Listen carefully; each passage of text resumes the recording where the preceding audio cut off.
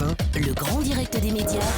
Télé-délire. Jean-Marc Morandini. Télé-délire avec Malik Bentala. Bonjour Malik. Bonjour tout le monde. Alors, vous vouliez revenir tout d'abord sur une information concernant Apple. Exactement, Jean-Marc, j'ai vu sur BFM TV qu'Apple allait présenter aux yeux du monde l'iPad 3 pendant la première semaine de mars. Ah bah c'est intéressant, qu'est-ce qu'il aura de plus que l'iPad 2? Il aura 200 € de plus, voilà. Donc, mais je voilà. le veux quand même, je le veux. Pourtant, c'est super cher un iPad. Hein. C'est un truc hybride entre un téléphone portable, un ordinateur. Tu ne peux pas le mettre dans ta poche, t'as pas de clavier, l'écran est dégueulasse, mais tu veux l'acheter.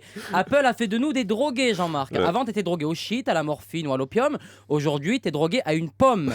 Tu sors d'une boutique Apple, tu viens d'acheter l'iPad 2 et la première chose que tu dis, c'est normalement le 3 il aura une caméra et il sera en haute définition. C'est tout à Mais fait ça. profite avec le 2 avant de te projeter sur le 3, c'est horrible. C'est comme si ta femme venait d'accoucher de votre premier enfant et à la sortie de la maternité, tu lui dis normalement le prochain il sera mieux chérie, tu verras, il sera beau gosse, il sera bien. Ils sont forts les patrons d'Apple, je te jure, même pour virer leurs employés, ils doivent avoir la classe. Désolé Bobby, c'est terminé pour vous. Vous voulez dire que je suis viré, patron?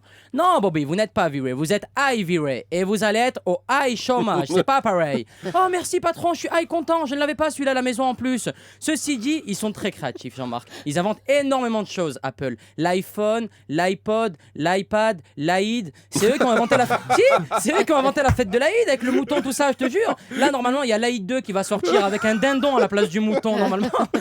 Bon, vous avez regardé iTélé aussi. Oui, iTélé, c'est eux ça Ah oui, aussi. pardon. Donc voilà, sur iTélé, on parlait de la grève chez Air France. On prévoit un retour à la normale aujourd'hui. Hein, Ah Jean-Marc. donc les employés reprennent le travail aujourd'hui? Non, Jean-Marc, j'ai dit un retour à la normale. La grève continuera donc aujourd'hui. Voilà, donc un retour à la normale chez Air France, c'est un jour de grève en plus. Hein. C'est quand il n'y a pas grève que ce n'est pas normal. Sans déconner, tout est propice à la grève chez Air France. Quoi? Il n'y a plus de compote à la cantine? On fait grève?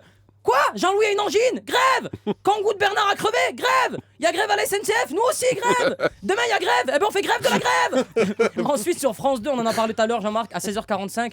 Non, c'est pas de ça, on n'a pas parlé de ça, on a parlé Non, pas de du tout. complément d'enquête. Excusez-moi, on a parlé de complément d'enquête. Moi, j'ai regardé le jour où tout a basculé. Vous savez, le sujet, c'était je suis artiste et je me suis fait voler ma musique. La journaliste a interviewé plusieurs artistes. Bonjour, je m'appelle Francis Cabrel et dès que je fais une bonne chanson, je me la fais voler sur Internet. Bonjour, je m'appelle Pascal Obispo. Dès que je fais une bonne chanson, je me la fais voler sur Internet aussi. Bonjour, je m'appelle Camaro. Le jour où je ferai une bonne chanson, je me la ferai voler sur Internet. C'est méchant, mais qu'est-ce que vous a fait Camaro le pauvre? Non, c'est pas un ami. Après vous...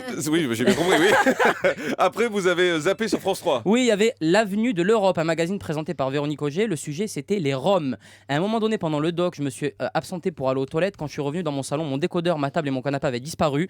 Un Rom était sorti de l'écran et avait tout volé. 5 minutes après, il y en a un qui est passé dans ma chambre. S'il vous plaît, Malik, argent, malade, mal, ma tête, ça pique, s'il vous plaît. À 20h45, j'ai zappé sur Shooter d'Elite. C'est de ça dont on a parlé. Ah oui, ça a cartonné, 1,5 million. Ça a cartonné, exactement. J'ai regardé Shooter d'Elite, le film d'action avec Mark Wahlberg. Et ensuite, à minuit 5, j'ai regardé Shooter d'Elite. Ah mais il y a 2 fois le même film? Non, Shooter d'Elite, celui-là, c'était un film d'action avec Rocco Siffredi. Donc après, sur Direct 8, il y avait. Julie, elle est outrée à chaque fois que je fais une vanne un petit peu moins Ouais, 16. en dessous de la ceinture. Ouais, exact. Oh, bien trouvé. Après, sur Direct 8, il y avait à chacun son histoire quand l'amour est plus fort que nos différences. Déjà, avec le sujet, ça sent les problèmes. Tu te dis, je vais voir une basketteuse en couple avec Passepartout, un délire comme ça. Eh ben, on n'était pas loin de ça, Jean-Marc. Jessica, catholique, est amoureuse de Mohamed, qui est algérien et musulman. Alors, Jessica, pourquoi êtes-vous amoureuse de Mohamed? Parce qu'il est beau garçon et très gentil avec moi. Et vous, Mohamed, pourquoi êtes-vous amoureux de Jessica? Parce qu'elle a ses papiers et qu'elle gagne 1500 € par mois. Voilà.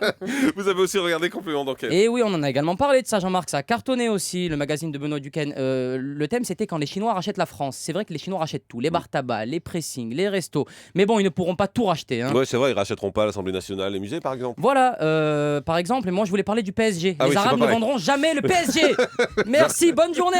Les Arabes ne vendront jamais le PSG. Merci beaucoup. Malik Bentala, on va retrouver du mercredi au samedi à 20h au Comedy Club.